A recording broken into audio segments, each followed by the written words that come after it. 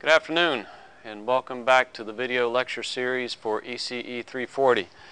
I'm your instructor, Dr. Bradley Duncan. Today we're going to do some examples related to the concepts of total probability and Bayes' theorem. One of the examples I'm going to do for you is one of the quintessential classics of probability theory and relates to a game show that's many decades old now. The game show was called Let's Make a Deal, and this fine gentleman was the original MC of the game show. His name was Monte Hall.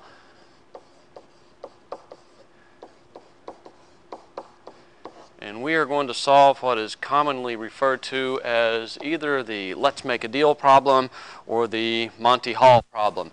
The goal is to maximize your likelihood of winning a nice new car instead of winning a silly old goat in a game that Monte Hall had contestants play at the end of the game show each week. All right? And we'll do some other examples as well. Before we start, I want to remind you of the theorem of total probability and Bayes' theorem. We're going to use both of these through the day. The top relationship up here is total probability. The relationship on the middle of the page is known as Bayes' theorem. In all cases, my collection of events A1 all the way up through AM form a partition of my sample space S. And what that means is, first of all of the partitioning events A sub I are mutually exclusive, they meaning that they share no common elements with one another.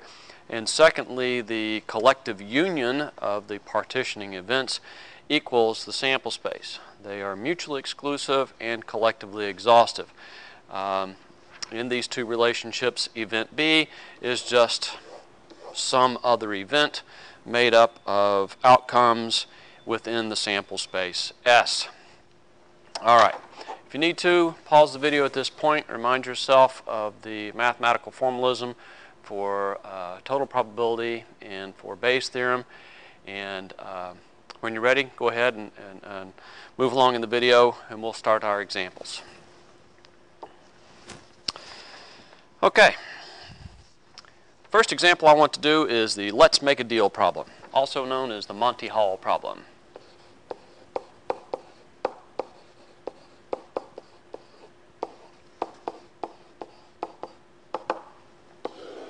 Let's make a deal.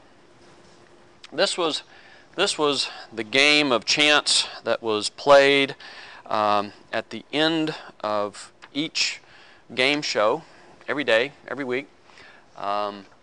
It's been a topic of much controversy among the uninitiated, the people who have not studied formal probability. There is a precise answer to how best to play the game, what your best strategy would be. So let's do it.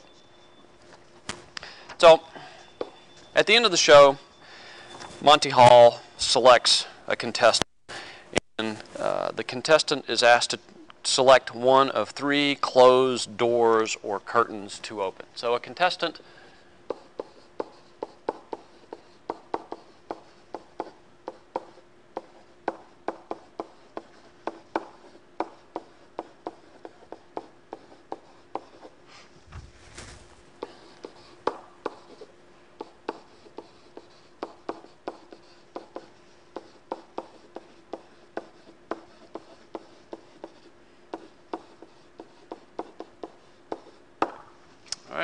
and at this point, the curtain or the door remains closed. So at the beginning of this game, Monte Hall asks a contestant from the audience, usually someone dressed in a crazy wild outfit, asks the contestant to pick or select one of three identical closed doors or curtains.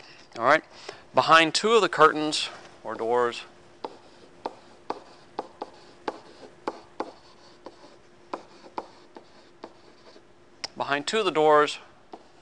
are goats. Let's make that look like a G. Behind two of the doors are goats. Behind the other is a car.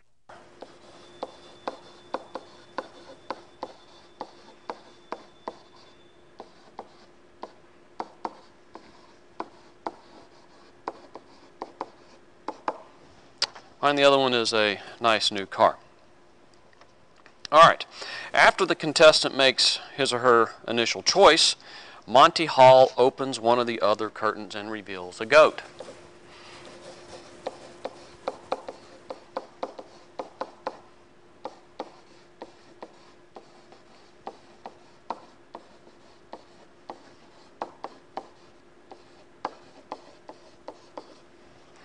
Monte Hall then opens one of the doors the contestant did not select. Monte Hall then opens one of the doors that the contestant did not select and reveals a goat.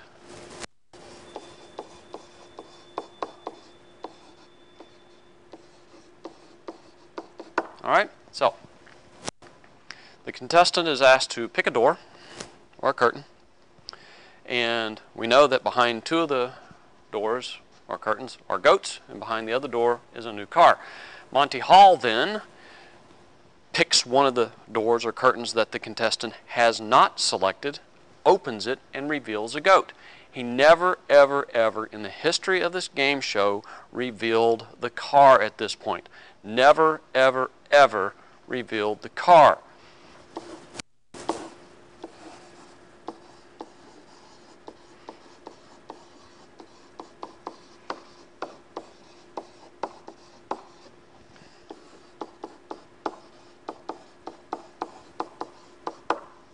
He never, ever, ever at this point revealed the car. That is supposed to be a T and then an exclamation point. Monte Hall never revealed the car. That tells us with 100% certainty that Monte Hall knows where the car is.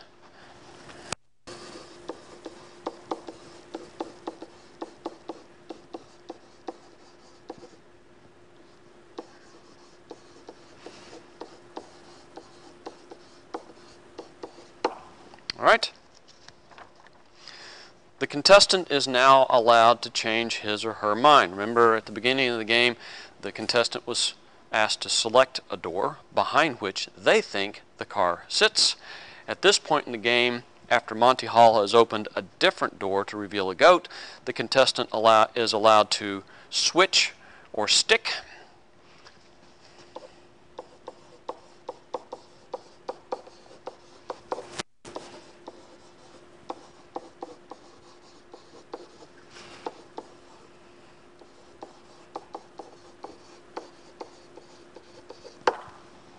The contestant is now allowed to switch doors or curtains if they want, and the contestant's final selection is then open.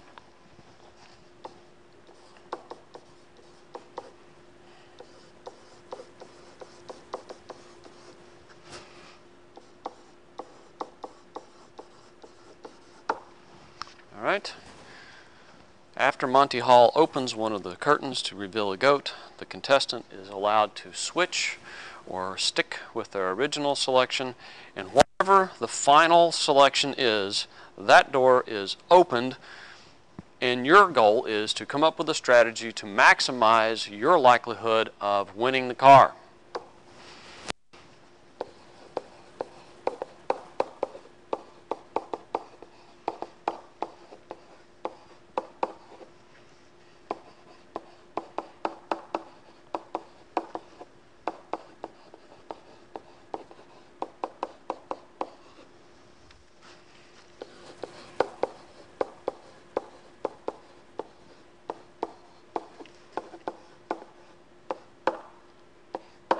What is the strategy to maximize the probability of winning the car? In other words, at that last opportunity, when Monte Hall asks you, would you like to switch doors or stick?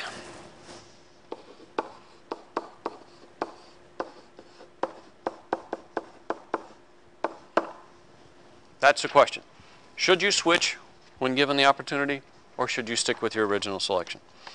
All right, let's solve the problem. Before opening one of the curtains, before Monte Hall opens, one of the doors or curtains, the probability that you have selected the door behind which there is a car is 1/3. Remember, the doors or the curtains are identical. And the probability that you have selected the door or curtain behind which there is a goat is 2/3. However, I need an E there. However, after Monte Hall opens the door,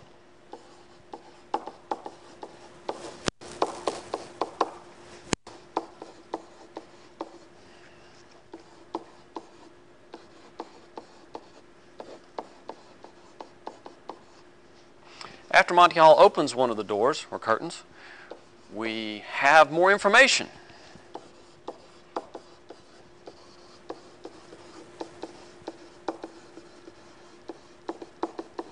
We have more information, and this information affects the outcome of the game. It affects our strategy. This more information affects our strategy. And to be precise about it, the information that we have, the extra information that we have, is that Monte Hall knows where the goats and the cars are. Never once in the history of this game, I believe there's a new incarnation of the game currently. Never once has this game been played where the MC of Let's Make a Deal has revealed the car at that point in the game. So Monte Hall knows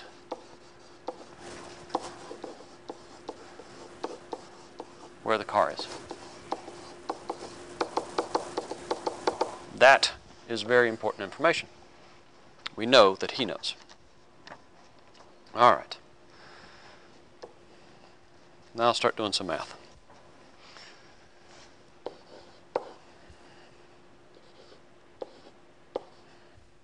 Excuse me.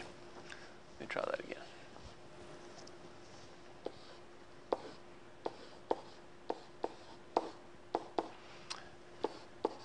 GR is the event that goat is revealed. SC is the event that I selected the door behind which there sits a car.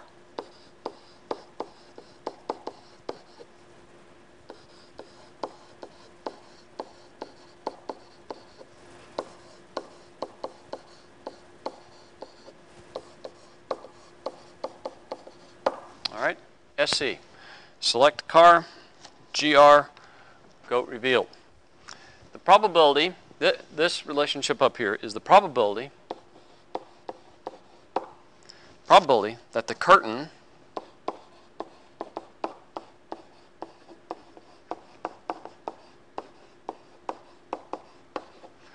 behind which the car sits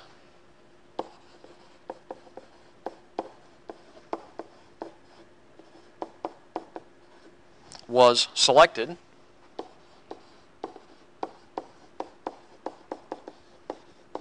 given that Monte Hall has now revealed a goat.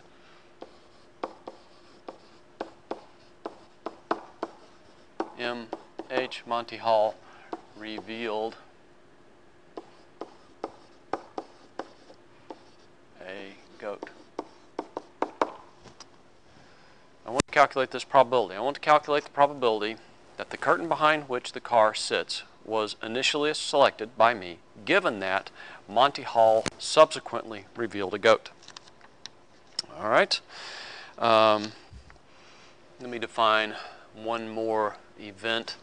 I'll need this in just a few minutes. Well, let me just write down the next step. I'm going to use Bayes' theorem. This is the probability goat was revealed given that I selected a car times the probability that I selected a car divided by probability goat revealed given that I select a car times the probability to select a car plus probability that goat is revealed given that I selected a goat on the first draw, or first selection, times the probability to select a goat. So this is the additional event that I need to define. This is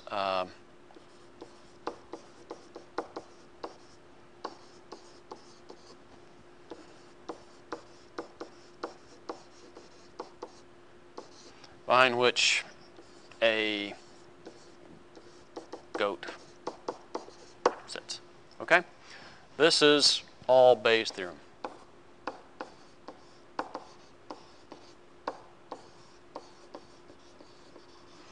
That's all Bayes' theorem. All right? Now, notice that selecting the car and selecting the goat equal the sample space of selection opportunities.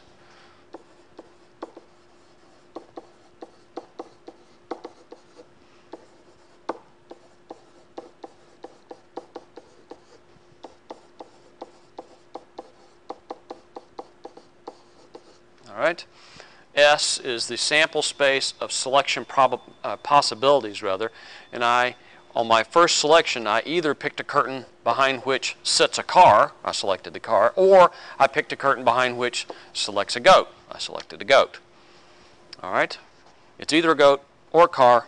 Goats and cars are mutually exclusive, and they're collectively exhaustive of all of my initial possibilities for selections. Okay. All right. Let's piece this together. What is the probability that a goat was revealed by Monte Hall given that I selected a car? What's the probability that Monte Hall reveals a goat given that I initially selected a car? Well, it's got to be 100%. Monte Hall knows where the car is. He never once goofed up and revealed the car after the initial contestant selection. Moreover, what is the probability that a goat is revealed given that I initially selected a goat? What's the probability that Monte Hall reveals a goat at his step in the game given that I initially selected the curtain behind which the goat sits? Well, again, that's 100%. Monte Hall knows where the goats in the car are.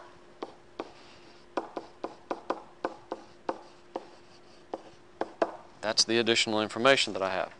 That's going to help me come up with my strategy. So then, plugging this into my initial relationship, the probability that I selected the car given that Monte Hall revealed a goat equals 1/3 divided by 1/3 plus 2/3. That's 1/3 or 33.3%. All right? The probability that I selected the car on my initial choice, the probability that I selected the car on my initial choice, given that in the next stage of the game, Monte Hall revealed a goat, is only 1/3. Meaning that it's 2/3 likely that the car is behind the other door.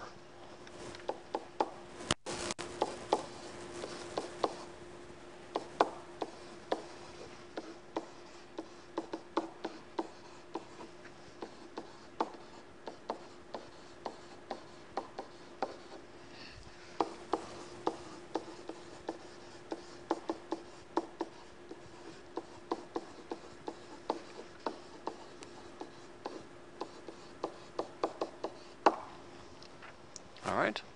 the probability that on my initial selection I selected the door behind which the car sits, given that Monte Hall subsequently reveals a goat, is only 33%.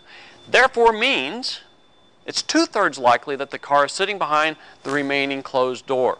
My strategy is always, therefore, when given the opportunity to switch or stick, I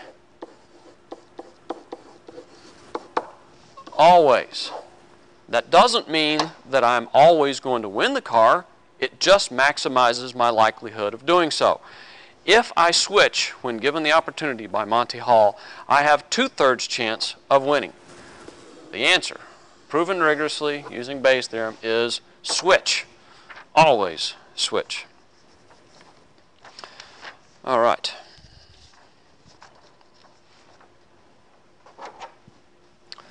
Let's do another example.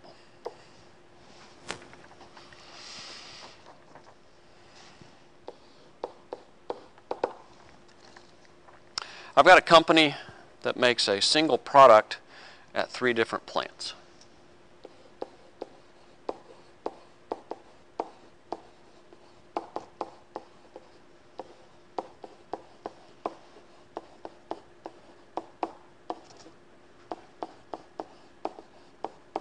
And these plants are independent from one another. They're in 3 different states, different workers, etc., etc.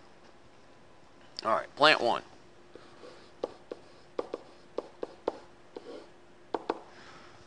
The first plant makes 50% of the total parts, 2% of which are defective.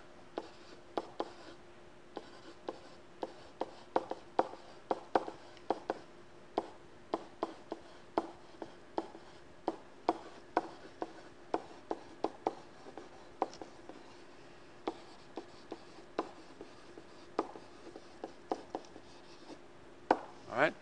Plant 1 makes 50% of the total parts, 2% of which are defective. That means that plant 1 makes 1% of the total defective parts.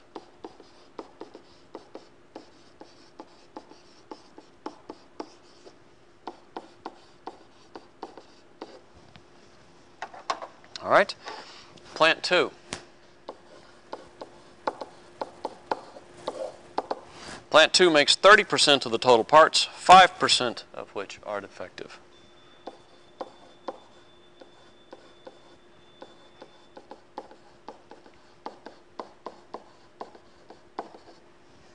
%30 of the total parts, 5%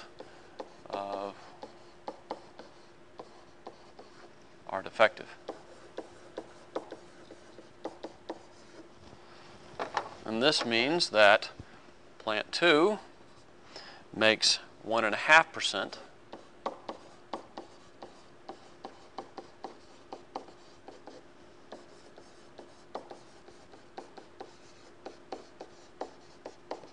And clearly that I'm getting that number by multiplying 30% of the total parts by 5% of the 30% that are defective. So 0.05 times 0.3 is 1.5. Okay? Plant 3.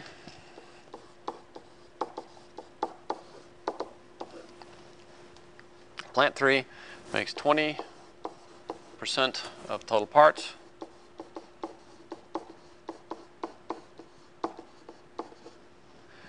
%20 of the total parts, 1%.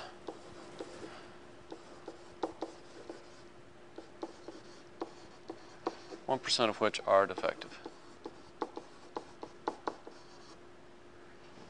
And likewise, this means that plant 3 is making 0.2% of total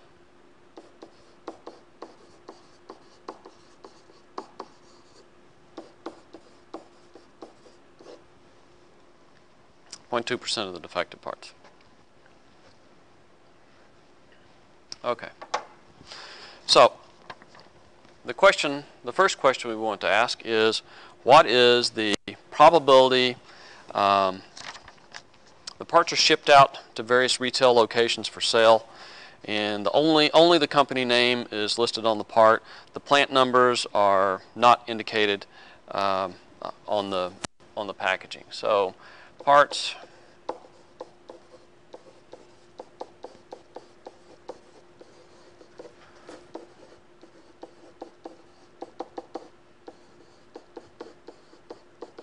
are shipped out to retail outlets. Only the company name is shown.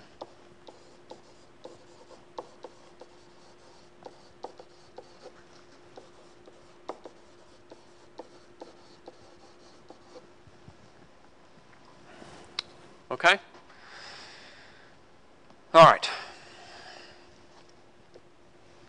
First question I want to ask myself is, a part is chosen at random by a customer. What's the likelihood that it's defective?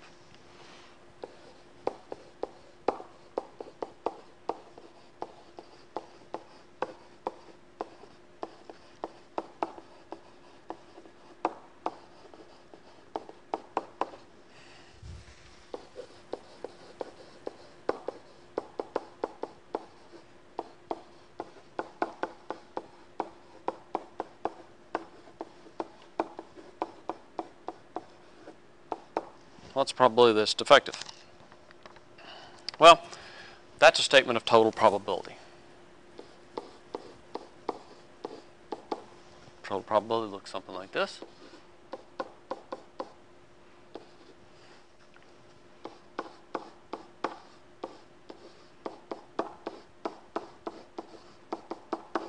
All right. B will be the event that the part is defective.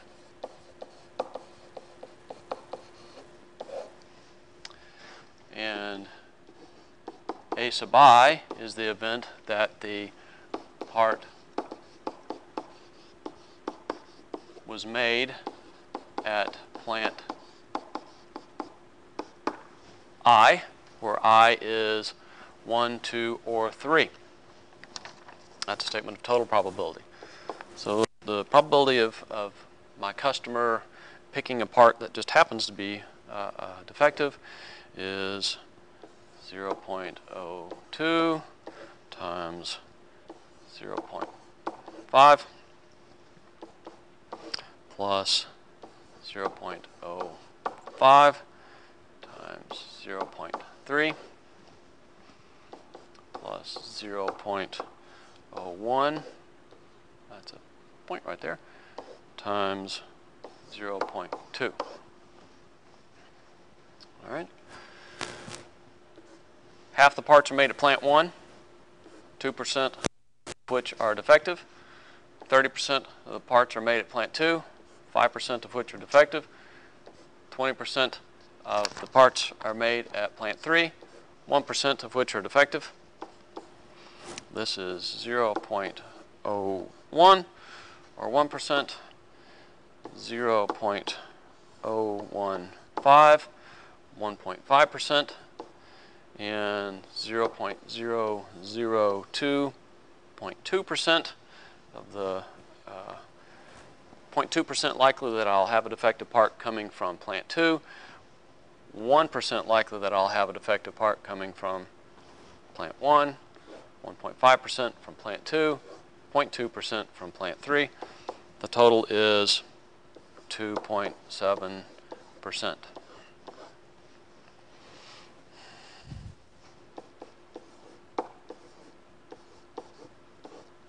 All right. 2.7% likely I go into a store, pick a product made by this company, and the part is defective. I can get there by adding this to that to that. So my total probability of having a defective part should be more or less obvious at this point. All right. Okay.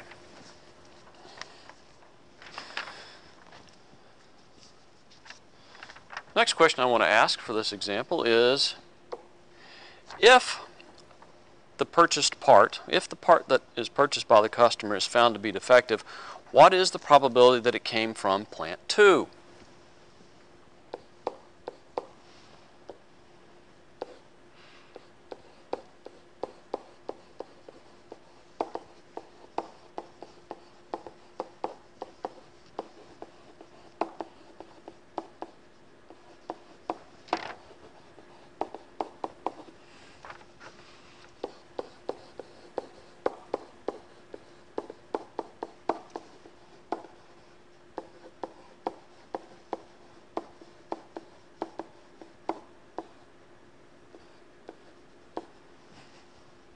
I walk into the store, I pick up a part, find that it's defective. What's the likelihood that it actually came from plant 2? To do this, I'm going to use Bayes' theorem.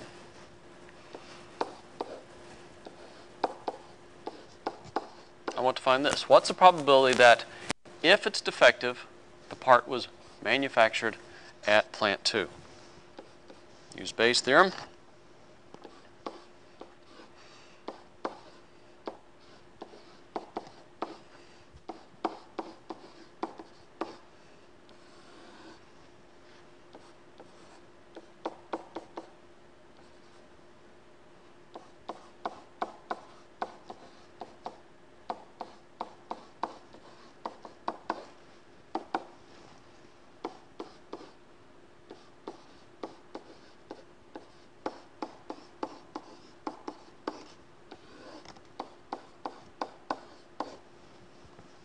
All right, that is Bayes' theorem.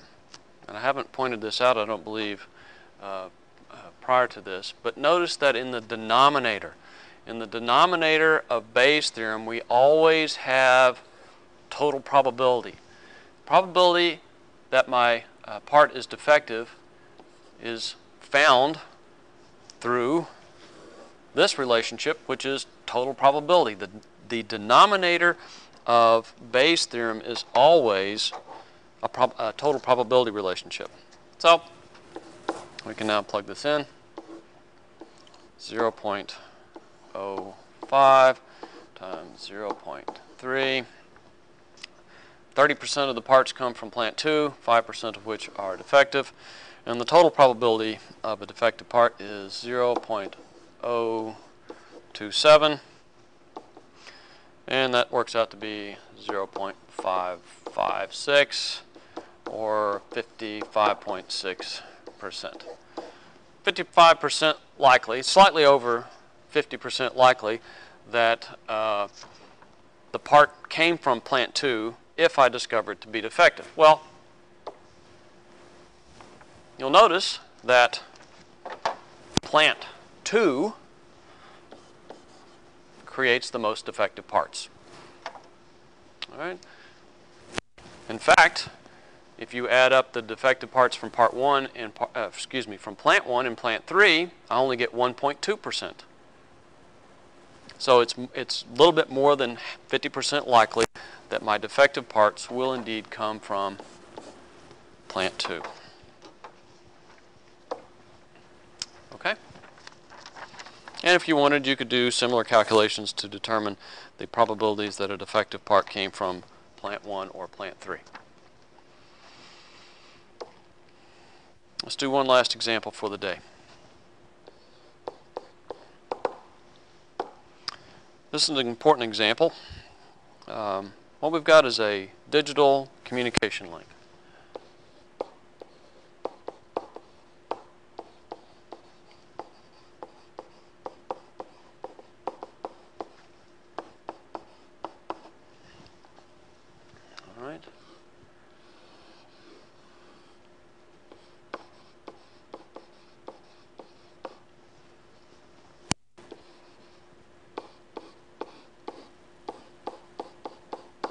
We're going to transmit something on the left-hand side, we'll call that X. And we're going to receive something on the right-hand side, we'll call that Y. In between is the channel. It's what sits between the transmitter side of my comlink and my receiver. It might be free space, for example, your cell phone's talking to a cell phone tower. It could be an optical fiber connecting one cell tower to another cell tower. It could be a coaxial cable. Could be anything. All right. So the channel will affect the quality of the transmission overall. X has two possible values. X naught will be 0. X1 is 1, meaning I'm going to transmit ones or zeros. It's a digital communication link. All right? 0 or 1. Y, my received values are going to be Y naught, which will be a 0, and a Y1, which will be a 1. All right. Ideally,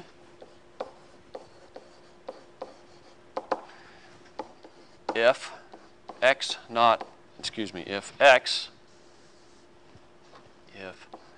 I transmit a 0, then I receive a 0. And if I transmit a 1, then I receive a 1. However, due to channel noise, and the noise depends entirely upon the channel. Optical fiber links are very noiseless. Coaxial cables are medium kind of noise. Free space channels are, in some cases, quite noisy. Based upon channel noise, we will make some mistakes. Sometimes we'll transmit a 0 and determine a 1. Sometimes we'll transmit a 1 and determine a 0. Due to channel noise,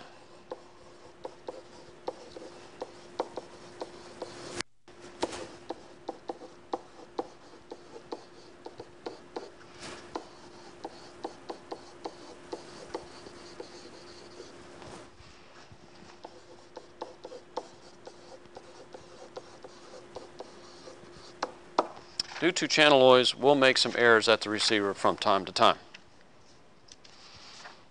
All right. Let's define some variables here. Let's let P naught equal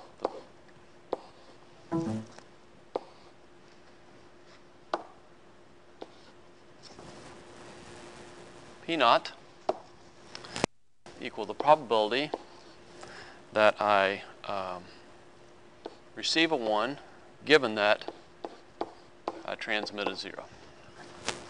This is probability, send a 0, send 0, receive a 1. All right? P naught is I send a 0 and receive a 1. P1 will equal the probability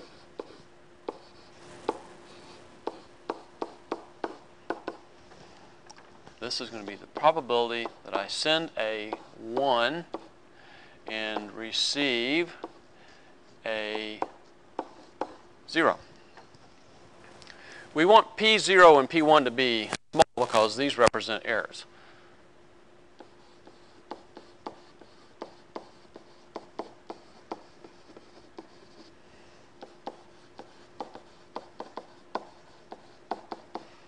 All right, and likewise, Q0 equals the probability that I receive a 0 if I transmit a 0.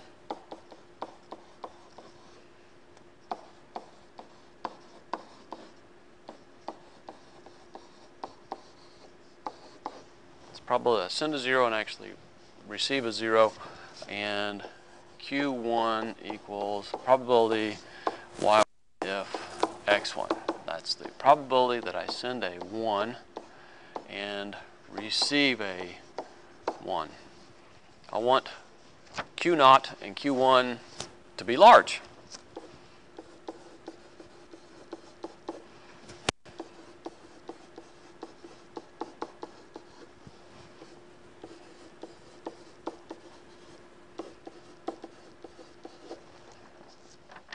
All right.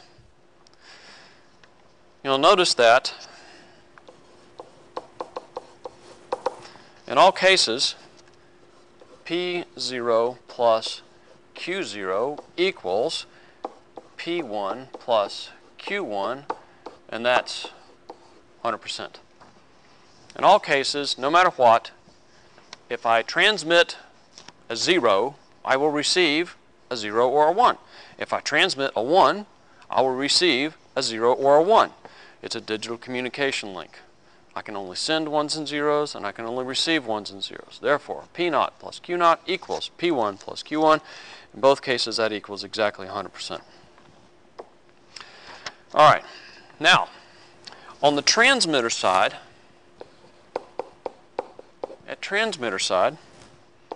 the probability that I send a 0 equals the probability that I send a 1, and that's, in general, it's about a half, at least over long communication lengths. Excuse me, over long duration communications.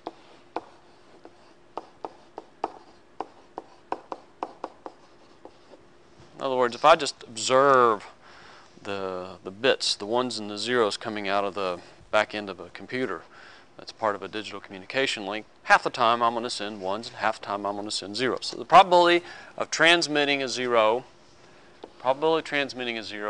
equals the probability of transmitting a 1, and that equals a half.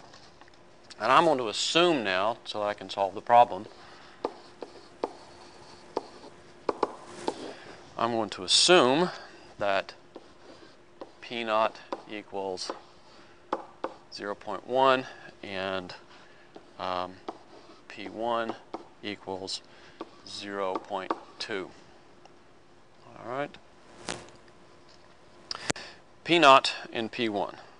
These are probabilities of making errors. P0 is the probability that I send a 0, receive a 1, and P1 is the probability that I send a 1 and receive a 0. This entirely depends upon the channel.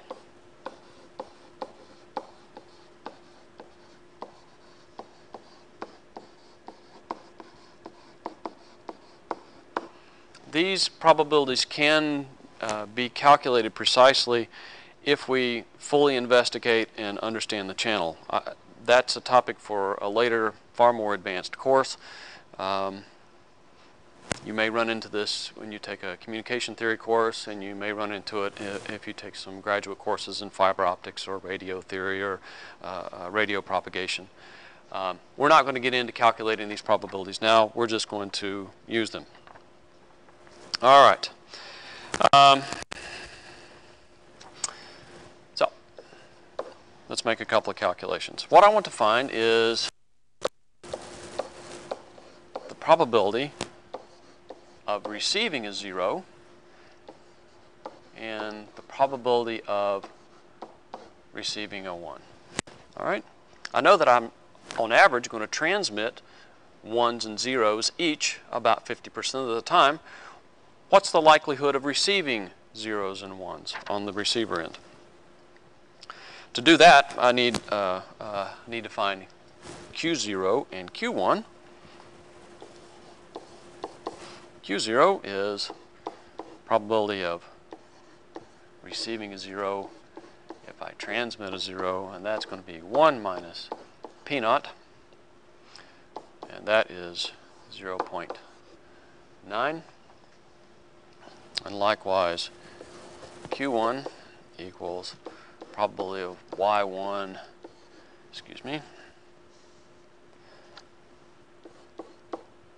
probability that I receive a 1 if I transmitted a 1, and that is 1 minus P1, and that's 0.8. All right? So, using the concept of total probability,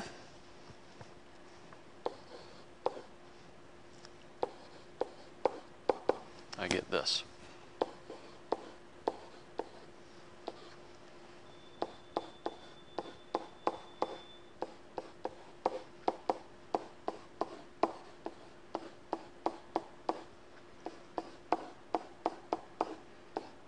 this is total.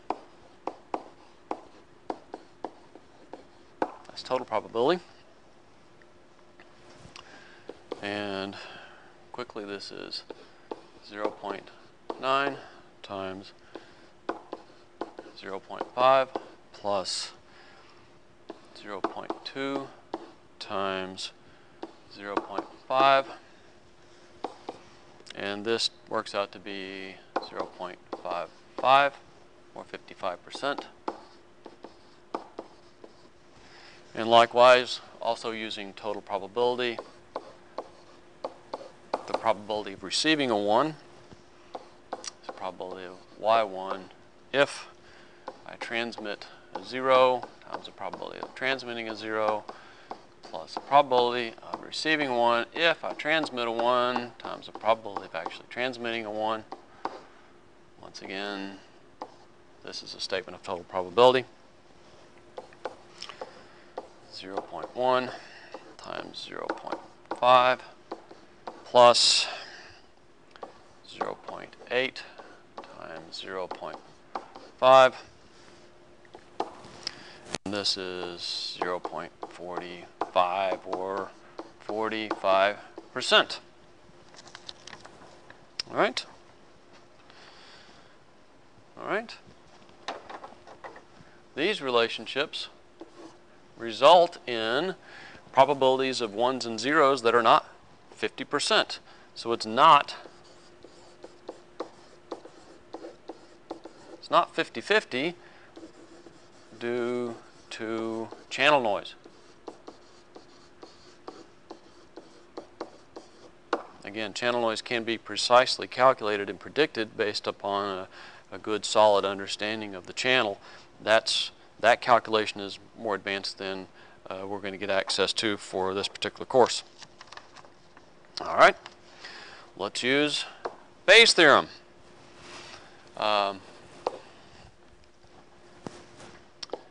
If y equals 0,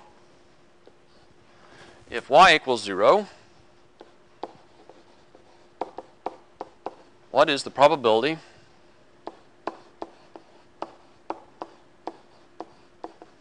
that x was a 0? In other words, if I receive a 0, what is the probability that I actually transmitted a 0? If I receive a 0, what's the probability that I transmit a 0? I'm going to use Bayes' theorem to get access to that.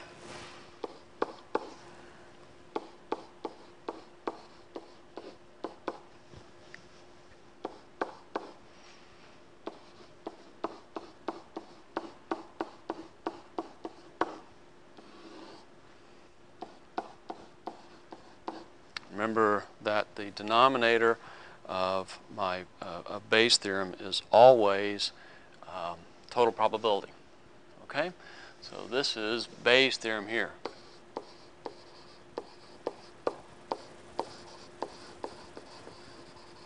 All right, we're using Bayes' theorem to do this calculation, and this is 0.9 times 0.5 divided by 0.55, and that is 0.818, about 81.8%, about 82% likely that if I receive a 0, it's about 81.8% likely that if I receive a 0, that I actually transmitted a 0. And likewise, if y equals a 1,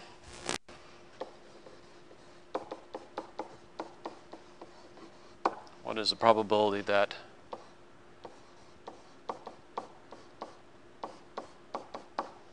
I actually transmitted a 1? So if I receive a 1, what's the probability that I actually transmitted a 1? Once again, I'm going to use Bayes' theorem.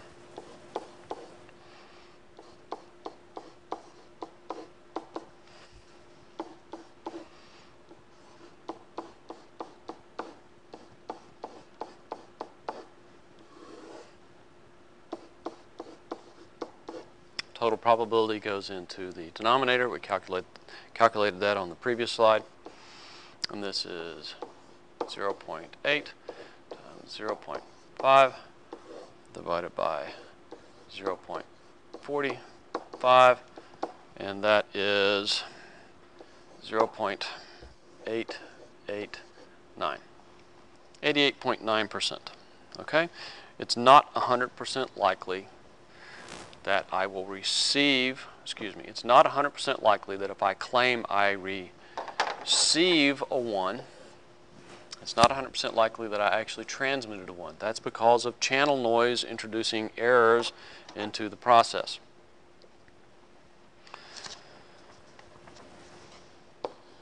Final calculation.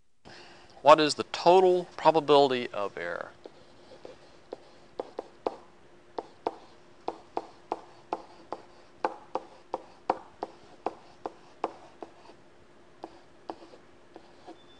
Okay? Some people call this the bit error rate, or BER. I don't like that. The probability of error is the probability of making an error. It does not tell me how frequently my bits are in error. If I calculate a probability of error of 10%, that does not mean that every 10th bit is in error. It just tells me for every bit, it's 10% likely that I'm going to make a mistake. So we're going to use probability of error. Probability of error looks like this. It looks like, but is not, total probability. Probability of error is, let me write it down first.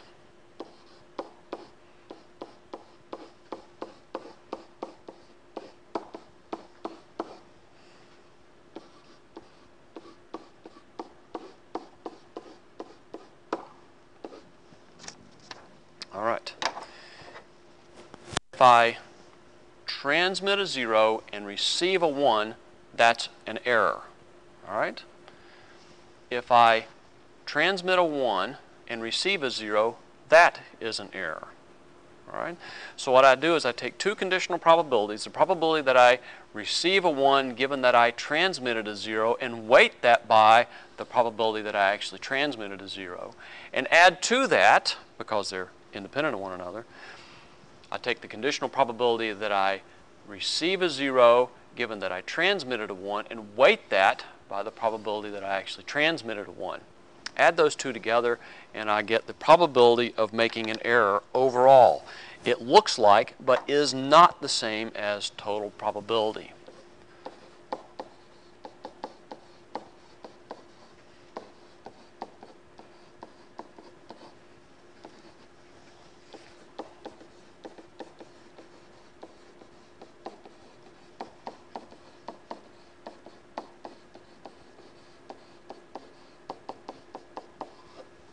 Okay, so let's go ahead and calculate my probability of error.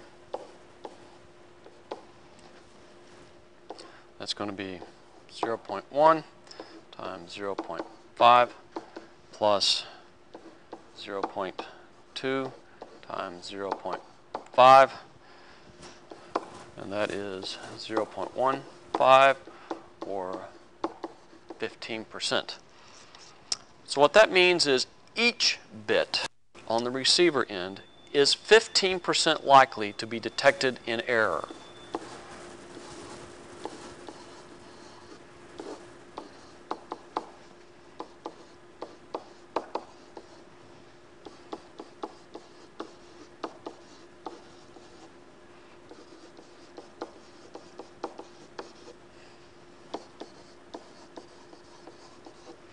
Every bit has a 15% chance of being detected in error.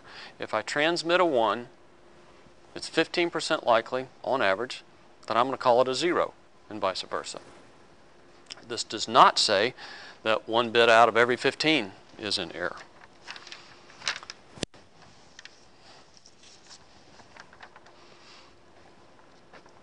All right? So, the last thing is, what's the probability of successful transmission? That's clearly 1 minus the probability of error. And in this particular case, it's 85%, which is 1 minus 15%. should follow quite naturally. So, we did 3 examples today, looking at no new information really. We didn't introduce any new concepts. We looked at the Monte Hall problem and a couple of other problems that use total probability and Bayes' theorem. So, that's all I have for today. As always, if you have any questions, please let me know and I'll answer them to the best of my ability. Have a nice day. Bye-bye.